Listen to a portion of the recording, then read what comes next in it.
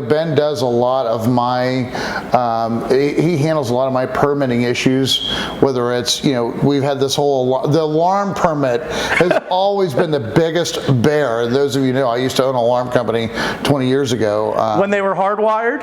Yeah, when they were hardwired. I always, listen, when I installed, you would never see a wire, ever, and now they're wireless and still doing false alarming all the time. So, but yeah, so the alarm, what are like some of the stigmas? So you got the alarm permit that was 20 years old that shows up on title and you can't close. What else? Fence? Fence is another one. The alarms, fences, windows, and doors. The one thing that I find the most difficult is if the city will close out the alarm permit administratively, that's great.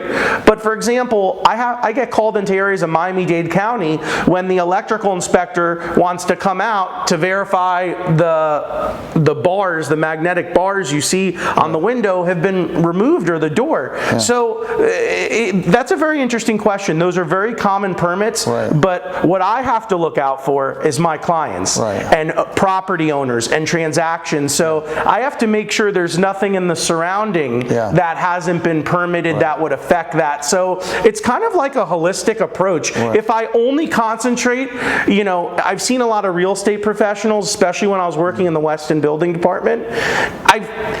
If you focus on the one thing, closing the transaction, closing the permit, trying to facilitate everything for your client, sometimes you're going to miss the broader approach of not knowing the process.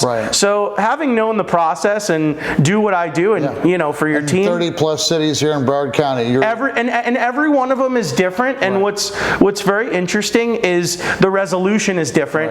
It's constantly changing.